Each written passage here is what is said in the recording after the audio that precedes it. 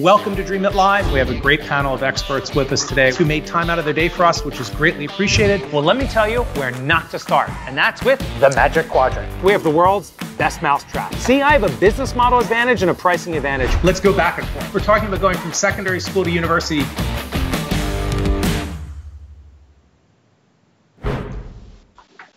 Hi, I'm Steve Barsh, managing partner at Dreamit Ventures, broadcasting to you from Philadelphia today. Welcome to Dreamit Live, Founder Therapy Edition. On today's show, we have three great founders that are going to join us.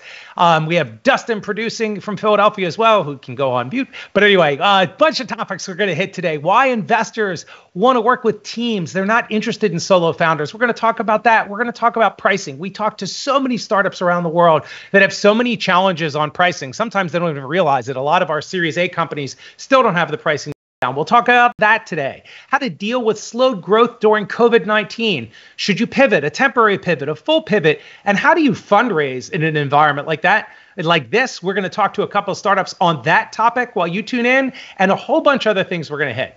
Our goal is to help the startups that have joined us today and point out ideas that hopefully you can learn from. What is success for this show today, for our episode of Founders Therapy? What's that success for us? These startups are helped. You pick up one or two gems per guest that we have on, and everyone's just a little bit entertained. Let's dive in and welcome our first guest. Let me pull it up here, and that would be Jennifer Woodruff. Jennifer, welcome to Dreamit Live, Founder Therapy Edition from Houston. How are you today? I'm doing great. Good afternoon, everyone. Good afternoon or morning, depending on where you're from in the world. Let me give a little quick intro from Jennifer Woodruff, tuning in from Houston or streaming in from Houston, Texas today. The company she runs, a company called Patient Better. Just a quick thought about what Patient Better is doing, right? So the problem they're solving is it's a healthcare related issue, practitioner productivity, and patients that are frustrated and confused, like when they're discharged from a hospital, what should they be doing and other ramifications. The solution that she has is it improves how patients self-manage care and streamlines communications between everyone that's involved in that care and care plan. She has a book out, a digital form of that book. Started the company in 2018, up and running, book published, selling on Amazon. But you have some issues that probably people watching in our audience have too. So if you have issues like this, put them in the comments and let us know. But let's talk about that first issue, Jennifer. It seems like your first issue you want to talk about is why are investors or accelerators, why do they want teams? So can you talk to us? What's the issue you have with that? So I'm trying to get into an accelerator company or incubator. And most of the time when I'm looking to apply, I see that they're requiring 3 or more people on a team. And It's been challenging to be looked at as a second look because I am the only founder. I have a lot of experience in this, but the people that I have working with me also have day jobs and stuff like that. So they're not able to, hone in. So I've done a lot with my company, and now I'm looking to get in with this incubator, but I really, really need some help knowing what I can do to get my company the best exposure that a lot of teams do for theirs. Okay, cool. And somebody has a dog barking in their background, but it's COVID-19, so that's acceptable. But anyway, so let me first get into, and we see this a lot with companies that apply to Dreamit, that we take on investor roadshows, Series A and Series B companies.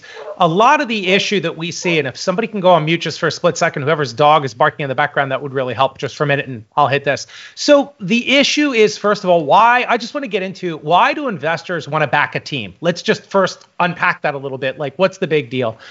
I think, and this is the way we look at it at Dreamit, right? Building a startup, building a company is a huge lift.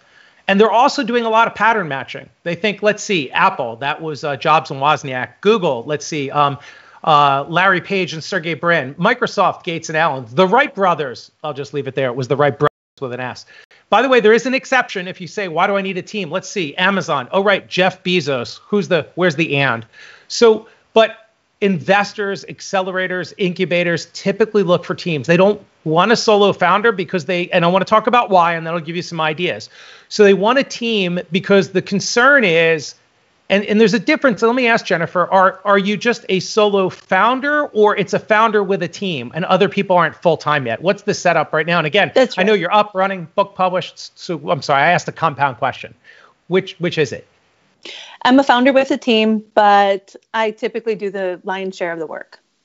Right. Okay. So what they're also looking for and why they're looking for multi-founder, and you can try to get around it, but it's really hard. I mean, it's something that we do with our Series A companies coming in, right? We're looking, it's almost, there's a few reasons, by the way. There's a complementary aspect, right? A lot of times you see one person who's technical, one person who's business, they can work together. They want to see, or they're looking for, and maybe you could convince people, but I want to just share with you what the issue is. They're looking for, who's your foil? Who's the person that you spar with? Like, usually a startup is so hard. You need somebody else to really work with and brainstorm and bounce ideas off of. And if it's just you and kind of an underling, underling isn't the right word, but you know what I mean? A regular team member, it's hard to do that, and they're looking for that. So I know a lot of your questions were also, it's sounding board kind of concept. So how do you find those same opportunities? I'm going to say if you don't have a co-founder, it's going to be hard, but it depends. Like, a lot of companies that we talk to, venture capital isn't always the right answer. Going in an accelerator might not always be the right answer. Like, the example I would use is if you were trying to build McDonald's, that's one thing. If you're trying to build a one chain restaurant, sorry, that was an oxymoron, a one, mom and pop restaurant, or you want to have 2 or 3 little Airbnb rentals and you're not trying to build Marriott, you don't need venture capital. You don't need an accelerator. And there's nothing wrong with that. There's absolutely nothing wrong with that. But if you want to build something big and demonstrable, generally, they're looking for multiple co-founders. So a couple other ways, you could put somebody on your team and make them into a co-founder. Maybe they weren't there in the very beginning, but they become a later stage co-founder. If you're willing to give them a little bit of equity, that's up to you. But it is not a requirement. I know for Dreamit, it's a requirement. We won't take a solo founder. We're looking for a team. For like I said, it's a heavy lift. It's hard. Our later stage companies, and I just want to point this out, if you're a Series A company listening right now, it's a little bit like in your pitch deck. And I know you shared your pitch deck with us. Actually, I can probably go over it. Actually, I'll put up your book, by the way. It's so cool that I found it on Amazon. When you put your pitch deck up, a lot of times they want to see the team slide, right? And who are the co-founders? It's really important. That needs to be a really well thought through slide. It's just not a bunch of pictures. The other thing that I appreciate, Jennifer, I just want to talk about that we see as a very common mistake with startups is they'll put up a quote unquote team slide and they'll have 6 pictures up there and it's a really early stage company. You go, wait a second. Are all of those people full-time? They're like, well, no. We couldn't afford that. Like, I'm full-time. Everybody else is part-time. And I appreciate, because you said from the very beginning, not everybody can cut over and be full-time. So it's very nice that it's refreshingly honest that you said that, because a lot of times we see people try to talk about the team and founders and really blow it out of proportion. It's not, they make it look like everybody's full-time and make it look like they're co-founders, but they're not. So number one, kudos for being accurate with your wording. Number 2, could you think about, is there somebody that you feel you could promote up to that level? And maybe they're not even a full-time co-founder, but they're halfway there. But I just wanted to give you some thoughts on why investors are looking to back a team, the importance of it, and maybe some ways you could kind of work around and get through the issue. Okay. Can we move through? I think the next thing you wanted to talk about, the second topic to talk about, was how to think about pricing. So let's transition to that. And what we're just going through, here's your problem and opportunity. I'm not going to get into your pricing, but what was the issue? What was your question about thinking about pricing? Again, it's a very common issue we see with so many of our startups. Anyway, love to hear your thoughts. What's your question?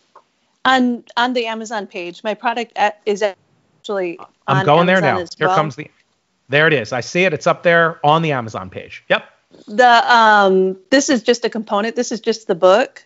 That I have an actual product that is there, and it's for $100. And the thing about it is it goes retail for $100. And what patients do is they use it to self-manage their care. And it's a 13-pocket expanded file folder, along with an online academy that teaches patients the very, very basics, the grassroots of what healthcare is. And then it goes all the way up to your established Medicare patients that need help transitioning care and yet keeping themselves as independent as long as possible. And so my value to the book is this would be an extreme value. And the customers that have bought my book or bought my program said, $100, this is such an easy is this an easy brainer? A no-brainer. No-brainer. as far as purchasing goes, I see the value in it. But all the products that I see on, Amazon and stuff are really a lot less expensive than what I have to offer. Sure. So I'm like, okay, am I outbidding myself on this product, or what am I doing that could maybe make it more scalable or mainstream? Am I seeing something there? Okay, so first of all, pricing we find is a huge issue for a lot of startups. Don't feel like, I'm the only one that can't figure out pricing. We joke at Dreamit a lot, or I joke at least, like when I talk to a company that's coming into Dreamit that might be further along, like most of our companies, similar. They have revenue, they've got product, they're pre-Series A, they're coming inbound. And if I want to pull the carpet out from under them, the rug out from under them, I'll say, hey, your pricing, how'd you come up with that? And it's like a crapshoot. It's like they always fall down on that issue. Is it the right price? Isn't it? So it's a very common issue we see with all startups way into much further along on their path even. So first of all, I just want to talk about a couple things. It's interesting for pricing. I like to make things really, really simple, right? If I had a Snickers bar, right? I said, here's a Snickers bar and it's $1. And you'd be like, oh, okay, cool. Here's a Snickers bar and it's $1,000. Well, I wouldn't pay $1,000 for that. It's not worth it, right? So every product has a correct price point. And you talk about with that, a lot of times the expression or the acronym is WTP, willingness to pay. Right? What's the willingness to pay is the expression that a lot of people use. And it's interesting to try to think about willingness to pay and how you measure that. So let's talk about it from a couple different points of view. First, let me just give a couple points of advice for those that are watching. They might be more B2B companies. You're a little bit more, you're a combination of B2B and B2C when I read about your company. But if you're more B2B, one of the things you can do in testing pricing, which is what we're talking about, is how do you meet with customers, different types of target customers. And I mean, meet with them. It's kind of hard to meet with a customer right now because we're doing this during COVID-19, but getting face-to-face and testing different price points. Hey, if I delivered this value, if I delivered this file folder and this system, and I told you it was between $300 and $500 per patient, does that sound like a reasonable price? Would you buy? Do you think I'm delivering that value? You could do it at a fixed price point. It's $100. It's $300 to $500. You can range it. And then what we like to do at Dreamit, we have some of our companies do this on customer sprints. Sometimes they'll vary the price a little bit between customer meetings and get feedback. Like, man, when I go at $1,000, the answer is a flat out no. But when I'm at $500 to $700, I'm getting a lot of strong signal, which is great, by the way, because then when you go to pitch an investor and they're like, this is how we know our price. We met with these 20 customers over here on our slide deck, and out of the 20, 18 of them specifically came back $500 to $700 every single time. So we have a really good feeling that that's the willingness to pay, and that's what we can extract from the market. So you can test different price points and ranges. That's one thought. That's more a little bit B2B. By the way, just one thing I want you to think about for your business is, could you vary the business model, right? There's a lot of businesses that, what do you give away for free and what do you get? Like you look at Facebook, everybody always jokes about if something is free, it's because you are the product, right? Like Facebook makes money off of advertising. It's free to you, but they monetize your information in a sense. So do you vary the business model? Do you give the book away for free, but then the system? It's almost like, a weight loss thing. The pamphlet's free, but we make money off the product. Is there some way you could think about your business that you vary the business model? There's other tweaks that I'd want you to think about. The other thing is there a razors and blades model where there's one component that's less expensive, but there's this monthly thing. Look, the book it's $9. It's free, but it's the software that you log on to the website, and every single month it's $9.99 a month to subscribe, and that's where the value is. And just so you know, an investor will love to see that because you create recurring revenue, right? And they love recurring revenue models. It's not like I buy the book or I buy this and it's one and done. So those are a couple other things. One other idea I just want to give you quickly in the last couple of minutes is if you're more B2C, which is a little bit like when you're testing, let's just go back. I'll bring up your Amazon. And by the way, I haven't written a book yet, but I haven't written a book and it's not on Amazon. So I'm impressed, right? So if you're more B2C though, there's lots of ways to test pricing, right? Can you run a Google AdWords campaign or a Facebook campaign? You put up about what you're selling and then you put up a price, but you run 20 different variations of that and look at the click-through rate. Hey, when it's $59, when it's $89, everything stays the same, but I changed the price. And I look at, because you're looking at purchase intent, and if they click through and you burn through $500 running ads over a few days, can you start to get a feeling where, wait a second, I'm noticing if I vary the price, demand doesn't change, so I can go to that higher price. It's a way for B2C companies to really test, just using click-through data and looking at that type of thing. So those are some of my thoughts on why investors back teams, maybe a little bit how you can hack that, but they're going to look for it, and a little bit on pricing. I hope that helps. We'll transition to the next. And then if you have questions afterwards, shoot me notes on LinkedIn, hit it on Twitter, whatever, and we're happy to keep answering questions. All right? Fantastic. Thank you. Thanks for being on. Thanks for joining. Joey, you are up next. How are you, sir? Excellent. JJ or Joey from San Francisco, who runs Nurture. Welcome to Dreamit Live Founder Therapy. How are you today? Doing excellent. Thank you for having me. Thank you. You have, by the way, this is only our second episode, but you win for the coolest hat. Let me go over real quick. The way I think about when I read, and tell me if I get this wrong, when I look at what you're doing at Nurture, it's more of a real estate kind of company. The way I look at it, the problem is for co-living for families. So if there's a couple families, maybe there's a single mom or a single dad with a kid, and they'd actually rather live with another family because there's a common child. There's a lot of benefits that I think you were talking about in COVID-19. There's a lot of benefits. You see this, by the way, with healthcare workers right now. Right? Like the healthcare worker, the doctor is trying to go work in the ER and she can't because her 4-year-old daughter is at home, and like, who's taking care of her daughter? But I just wanted to point out, so a couple other things. So that's what you're doing. The solution is a platform that helps match and simplify the management of multifamily home sharing. Parents sharing responsibility. It's a larger space. By the way, it almost seems like you're familiar with the Israeli thing. It seems like a micro kibbutz, right? It's 2 families. We can share responsibility. I don't know if the domain is available, but you call it microkibbutz.com. But I don't know if it's 1B or 2. Who knows? But okay. So in 2017, you launched the idea. You started on the idea. You're out in San Francisco. You piloted it with 3 homes. January 2020. We'll call that 4 months ago. You started it. In March, you tested 7 prototypes of doing it and did some things on Craigslist. And then COVID happened, which really sucks for a lot of people in a lot of big ways. And a lot of people are horribly suffering. Yeah. But we'll just talk about it from a startup. And again, we've talked to, Dreamit, we have about, 340 companies that have gone through Dreamit in the last 10 years. And a lot of companies, our Series A companies, our Series C companies, our earlier companies are having this issue. COVID happened and it's impacting everyone.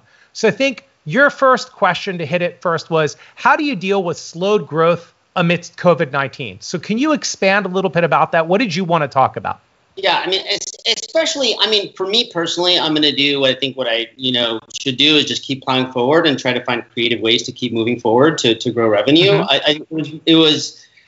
So this, in some senses, it's good because if I can grow the company under these conditions, I can grow them under any, right? It's really more of like a conversation when I'm having with other people, especially investors, that they can kind of really have some empathy and see it through my shoes and not like, oh, your business is just going to suck, because you could say that, you could apply that to a lot of businesses right now that, right. When you take a 10-year approach, they're not bad businesses. Just right now under quarantine, it doesn't make a lot of sense. But the good news for me is I think that while this month, is going to suck, quite frankly, I think that it's kind of going to lay the perfect storm for us to propel growth. And why I think that is because, there's a lot of people that had this, what psychology today calls a loneliness epidemic. We're very disconnected, we're lonely. And if you're a single parent, especially with kids in a city, you're extremely lonely, right? It's compounded. Right. Now everybody's experiencing, especially with kids being, schools being closed, everybody's experiencing this isolation effect, right? So people that may not have otherwise been thinking about, looking for a solution, there's plenty that were before. I think this is going to push a lot of people into like, holy crap, maybe we do need to live another way. The white picket fence in the suburbs is not the, ideal American dream. And so that I think is a good starting point. And then, for the community aspects involved, and then the next one is going to be what may, likely be a recession. Then there's the financial drivers, right? I mean, it's hard to get people to change their behavior. So some people have internal motivators to change behavior. Most people need like an external push, right? Like they lose their job, their spouse leaves them, whatever. So I think this is going to be a good combination of, wow, I'm really lonely. I just, I now need to save some money to push people into changing the way they live. So, I mean, that's my projection. Time will tell. But how do you deal with it in the meantime?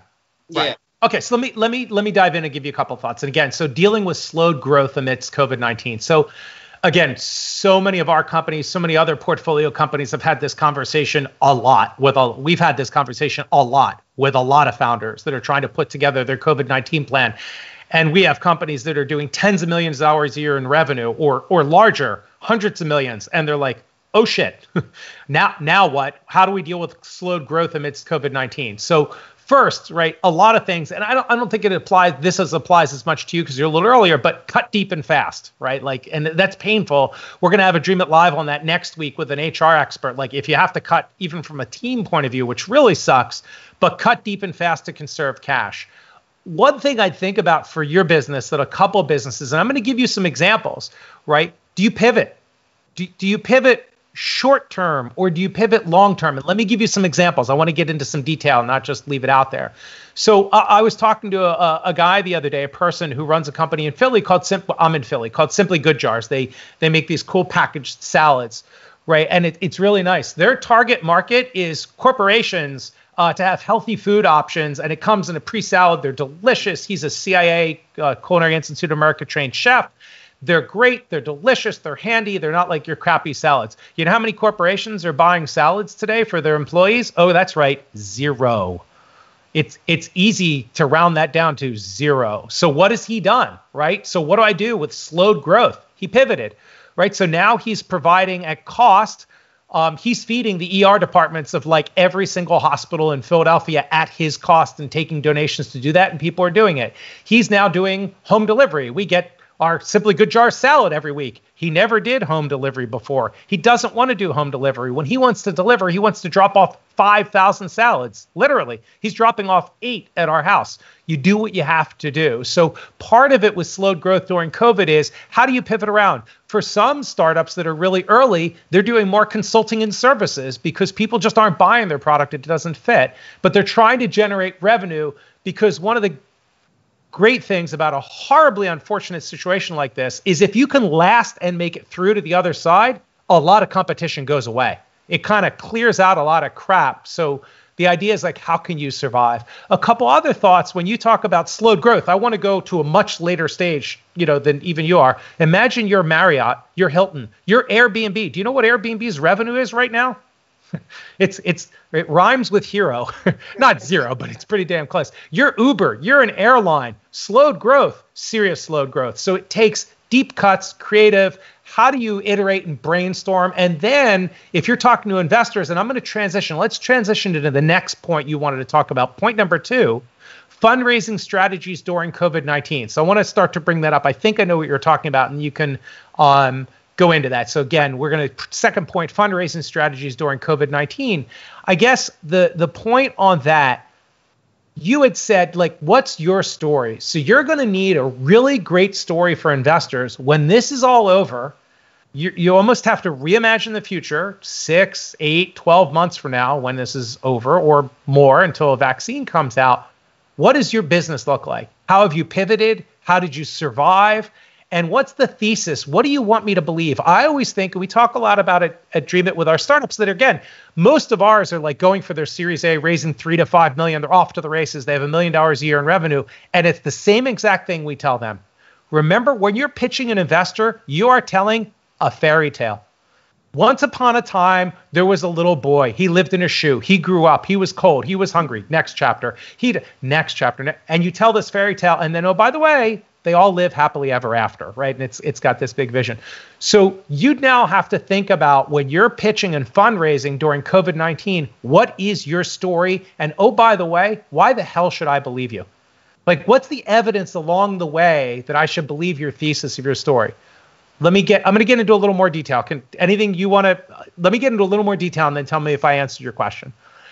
If you're specifically looking to fundraise, a couple of suggestions. You want to go back to investors who already have money in. Let's say your angel round or your Series A round. Those are going to be investors that if they still believe in the business, they're going to want to protect their investment. So the first thing is go back to people that can protect their investment. Make sure you have your COVID plan in place. Like, this is how I'm going to survive COVID. This is how I'm going to extend, and they want to protect their investment. That's one way. Another way for fundraising strategy during COVID-19, angels, right? Let's say you're just raising your angel round, but they're passionate. You know somebody who's a single family mom or a single family dad, that's done extremely well, talks about it, and they resonate deeply with the mission of what your company's trying to do. You're not trying to be a nonprofit, but they like the mission, they're passionate, and they're willing to be part of a small round for $1 million and put a couple $100,000 in to get you to go to work. So can you find, if you're at that stage, an angel investor that isn't an institutional investor, but they're doing it for other reasons. They don't want to just make money, but they want to align with something they believe in. Like, I grew up in San Francisco. I fought that fight. I love what you're doing. Sure, I'll put 200,000 in.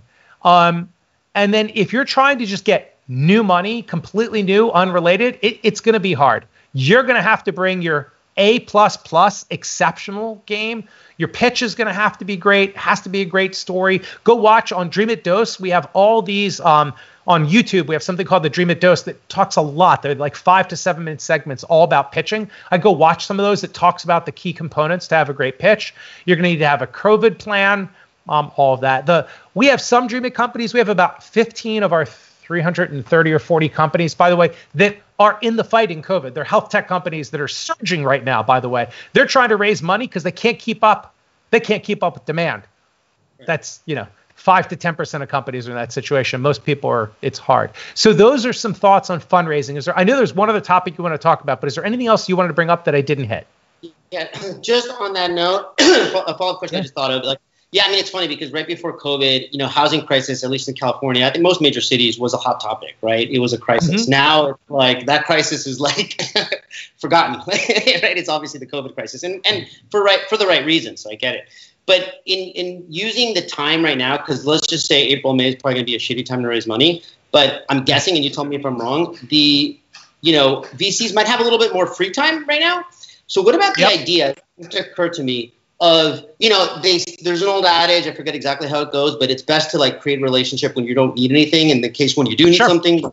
So what about just having your hit list of people you would love to fundraise from, but you're just kind of hitting them up right now and just saying, hey, this is what I'm working on. I'm not trying to raise any money, but just, this is what I'm up to. What do you think about it? And then just keeping them engaged. You're not trying to close them, you're not asking a check, but you're just keeping them in the loop. So you're creating a relationship. And then I don't know what the right number is. Let's say 3 months from now, whatever that right number is.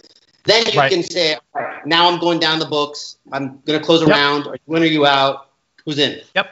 So again, let me just say, whether you're a seed company, Series A, Series B, one of the jokes, here's the way that we express it at Dreamit all the time. That might be what you're referring to, right? If you ask for money, you tend to get advice. And if you ask for advice, you tend to get money. So ask for a lot of advice, right?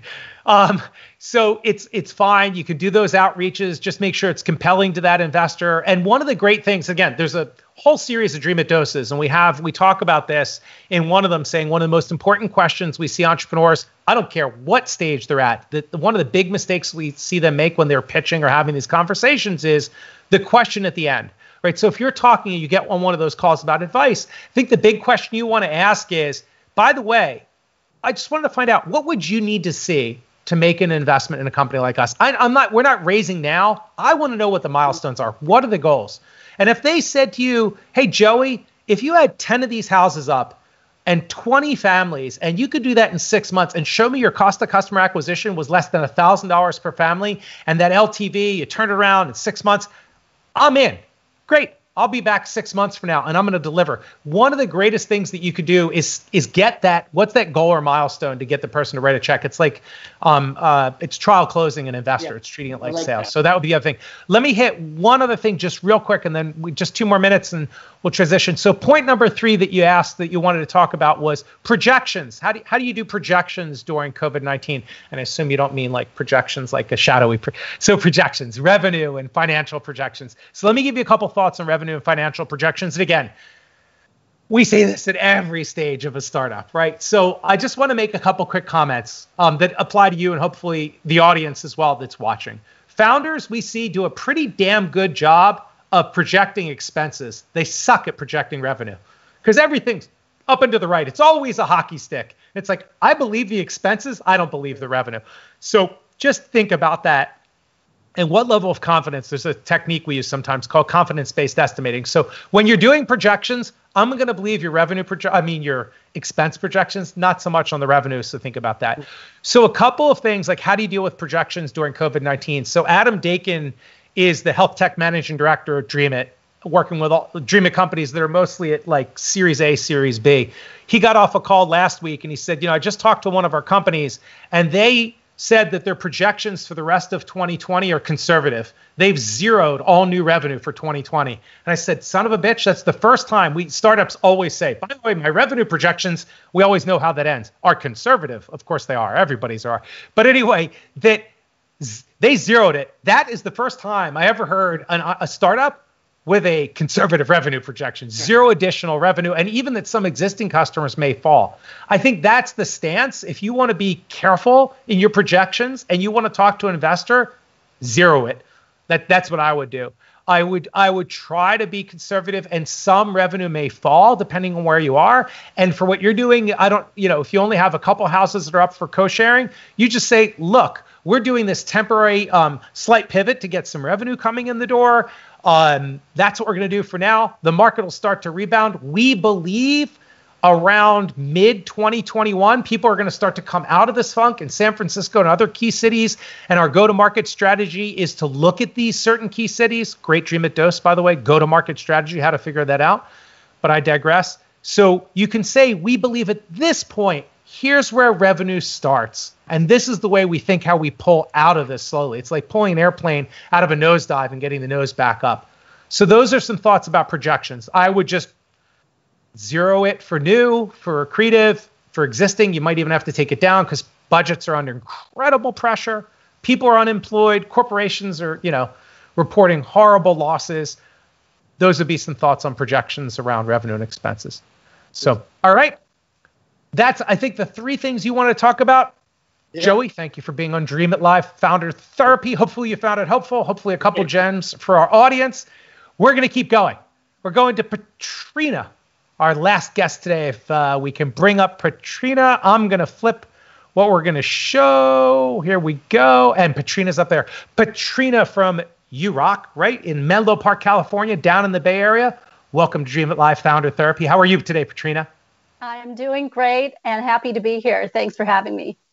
Happy to have you here. Thank you so much for joining us. Let me just go over what you're doing at, I know there's URock, there's the name of your company, your platform. I hope I don't get it backwards, but let me talk about, I think, what you're dealing with today. So the problem, and by the way, we have a couple teens in our household. The problem with teens today, about 70% of teens, let me just flip something, about 70% of teens suffer from anxiety and depression. It's a really big issue.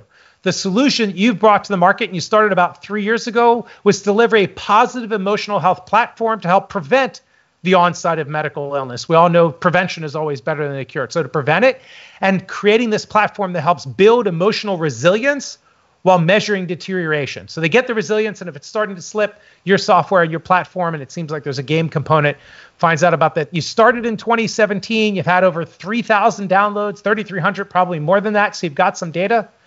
You had questions. Hopefully that was pretty close to what you're doing. Getting efficacy data from potential customers. Talk to us. What are you looking to do? Where are you? And what are you looking to do around efficacy data from customers? Well, let me also start out by saying, for someone who's been around that long, that probably doesn't seem like a lot of numbers. But because this is a mental health solution, we're very concerned about safety. And one of the early learnings that we had is that children who were worried they were anxious or depressed or even suicidal were sharing these feelings through our app and our anonymous peer support. So it's very important to us to ensure that we can deliver a safe solution.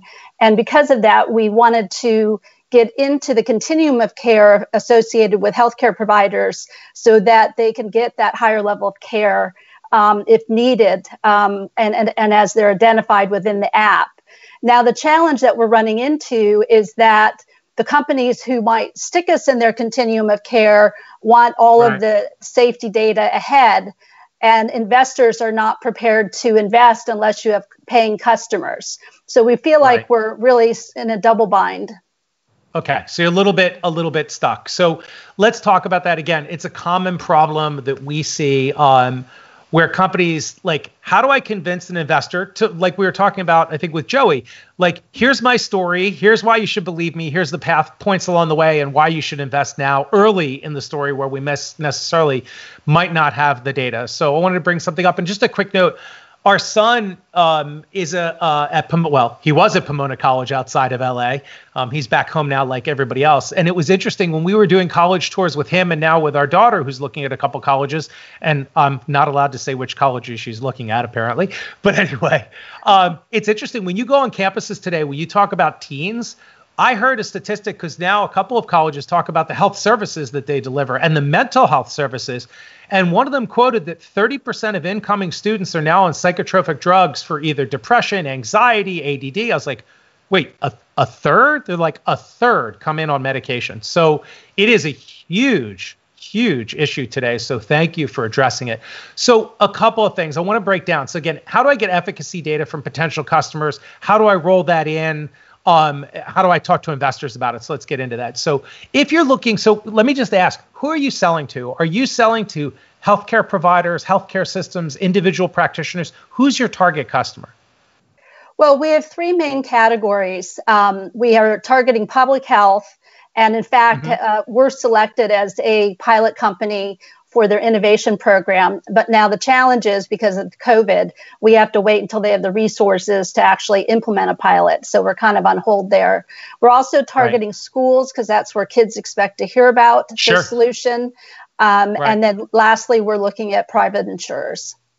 Okay. So I'll use school as an example, well, a couple of those. So one of the things, if you're trying to get data from a customer, maybe even before they're a customer, it could be part of the challenge, right? How do I create a win-win for that customer? How can I say, I want to partner with a school. I want you to start using this software. Maybe you're going to pay, maybe not. Maybe we're going to do a proof of concept. And I want to get the data out in a HIPAA compliant, anonymized type of way. But I'm going to give you something back because what we're going to do is over the next 6 months, we have 20 different schools. So I think it might be helpful for you to benchmark your school. Like, how are your kids doing versus all the other kids in New York City or Philly or LA or the Bay Area or San Francisco? You know, what's in it for me, right? That classic WIFM statement, what's in it for me? So can you provide value back to the customer of why they should hand you the data? It's a little bit like, you know, I'll use my Snickers bar. Here's the Snickers bar. Here's the $1,000. This is something, in a sense, simpler. I want your data. Here's what I'm going to give you back. I want to make it a fair trade. Or that you say, wow, that's really valuable. Is there an opportunity for you to co-publish? You know, everybody loves to publish. We're going to publish a study. We'd love to co-publish. If you'll give us the data, we'll co-publish. A way of doing trials. And we see this with a lot of our Dreamit companies. Some of the digital health companies have that. Even our companies that do med devices and med tech, right? They have to do trials around their product. So we want to do a trial together. And here's what's in it for you. Always thinking about that. So, you know, do you get back or can you able to give back to them that you get a larger data set? But again, you're able to return insights. I always think about, we think about it, even for our later stage companies, what's in it for the customer? Why should I do that? You know, do you enable something? Do you provide new insights where previously they had no insight? They were just guessing. And as Adam Dakin says at Dreamit all the time, anecdote, the plural of anecdote is not data. So can you give them data? Okay. Or as my wife who does biotech, it's like anecdata is what some people seem to say. It's like, yeah, it doesn't work that way. Anyway, so those are some things. I want to go back to investors, though, for a moment. I think one of the important things is when you're talking to an early stage investor is you're raising money. What's the goal? And you could say, we don't have data yet. That's why we're raising as little as you can, you know, 200,000, 300, 500,000 to generate this data. And by the way, when you raise funding, and again, we do this with our Series A companies all the time, everyone who's watching that's a startup, please stop making this mistake. When you put in how much you're raising, you put in so you can have 18 months of time. Nobody gives a shit how much time it buys you. They want to know goals. What revenue? What number of users? What data? Stop saying time. Time is not a fundable milestone. Please stop doing that. You're embarrassing yourselves. And that's why you don't raise. I don't understand. Why won't people raise? Oh, because I don't want to buy them 18 months. What's it get me? Anyway, how can you put together a deck? How can you put together a funding strategy that says, look, this first 250,000 is just to get me the data. That's the fundable milestone. And from there, we're going to go to our Series A or our Seed Plus round. And that next round is going to get to this next milestone, which hopefully is a revenue milestone.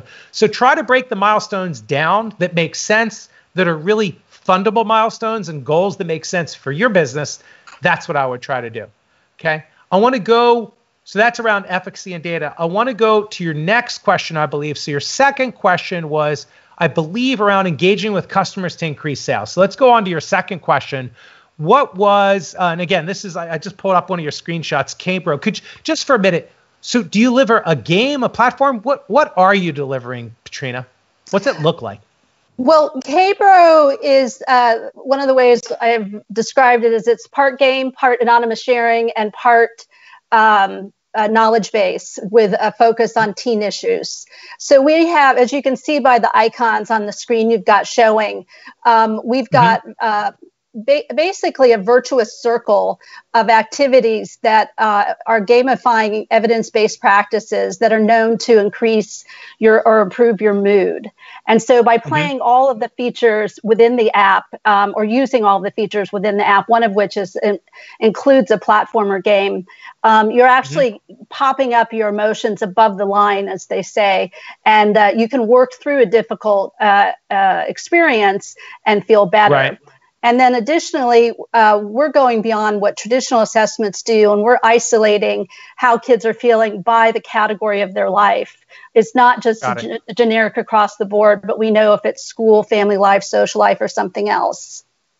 Got it. So it's almost like a diagnostic. They play a game, you're able to diagnose, you're help them be a little bit more resilient, and at the same time measure and see if they're slipping. It is, and identifying early for intervention.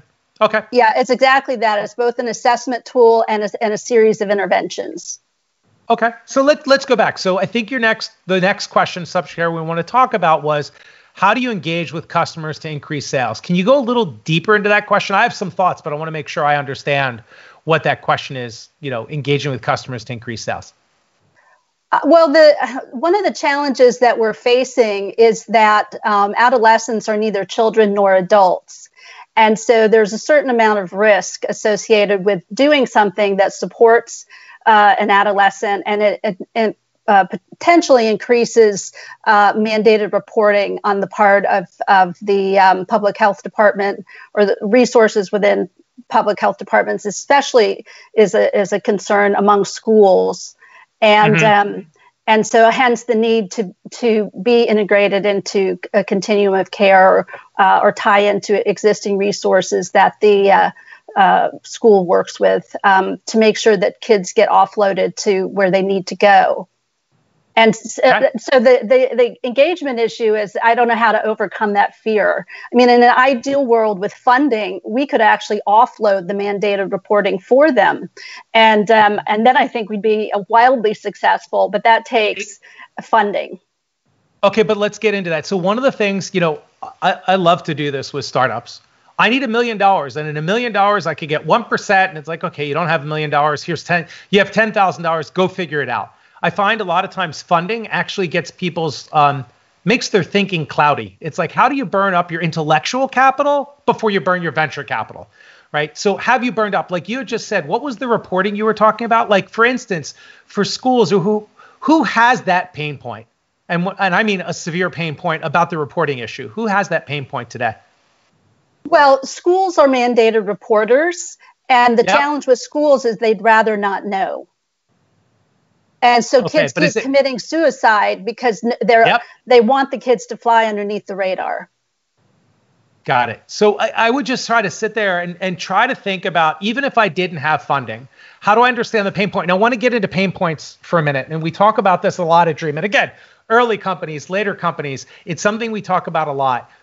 When you're trying to understand pain points at a school, I want to understand, how much of a pain is it? Like, we solve a pain point. Cool. Is it, it's like when you go to a dentist. That's the example I use. And it's the example I use a lot. You go to a dentist and I tap on this tooth. Does that tooth hurt? No. I don't even know what they call that instrument, but you know what I mean? How about this one? No. How about this? And you're like, oh, there it is. That's the pain point. Are you dealing with a pain point that's not a nice to have, not a need to have, but a must have? Or how can you tweak your software? How can you tweak your solution? Because the kids are flying under the radar. It's good enough. Can you go change your value proposition, change the customer that you're targeting, where that pain point is like they're jumping out of their chair? Because to engage with customers to increase sales, you need to solve a really big pain point. Like, one of my favorite examples is, this is my iPhone 11 Plus or whatever, Pro 11, right? And if I asked all of you, all the people that are watching, all the people that are on the show today, what smartphone do you have? And people are like, well, I have an iPhone 6. I have a Samsung Galaxy Note, whatever, 4, or not 4, but 7 or 8. The latest and greatest. You know what? It's good enough. I like my home screen button. I don't need 3 cameras. I don't want the hassle. Yeah, it's only $500. Yeah, but it's money and it's a hassle.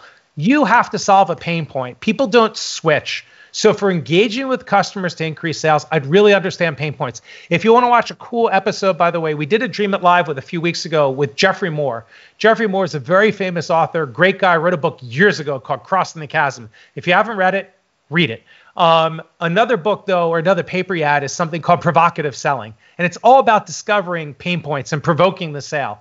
It's a Harvard Business Review paper. I'd look at it. We'll put a comment on our links, but go look at Provocative Selling from Jeffrey Moore, and it'll help you, like, how do you provoke the sale with your customer? So I'd like you to think about, like, when you provoke the sale with a customer, the customer doesn't even realize it was a pain point until you plant it in their mind. That might be a technique that you use. It's really good during very difficult times like this. So the other thing I think about, because you're in like a healthcare setting a lot, or in that, because it's in mental health, which is so critically important. How are you aligning what you do, your value prop, with the person who benefits versus the person who pays versus the person who gets paid? Like, we see this a lot with health and mental health companies, right? The person who pays, the patient pays, or the insurer pays, the doctor doesn't get paid, the hospital pays. And we see this misalignment of benefits. Like, don't you understand the value? Well, actually, it has no direct impact to me, right? It actually helps my patient, but I'm the doctor, I'm the healthcare. So I don't know if I'm making it clear, but your benefit needs to align with who's making the purchasing decision and why is it impactful for them? And again, why does it help them solve a really big pain point? So I'd keep going back. If you want to engage with customers to increase sales, make sure you understand their pain points. We have a Dreamit dose on this, like meeting with customers and how to ask and go into this type of thing. By the way, and I'll just give it away here. You don't have to watch the dose. We'll just do it live. One of my favorite things to do when meeting with a customer early, or even when you have a product, is to say to them, I don't need you to like pat me on the back. I don't need this when I come in, like, oh, that's a really big pain point. I need you to go like this. I need you to punch me in the face. Don't tell me what I'm doing right. Tell me what I'm doing wrong. If I'm talking to you about this great software solution we have and you don't love it and you don't think it's going to solve a big problem, you're doing me a favor. And for everybody who's watching and listening, I can't tell you enough how important this is. Say to the person, you're doing me a favor by giving me bad news. Don't pat me on the back. Punch me in the face. And if you think what I'm doing is wrong, tell me.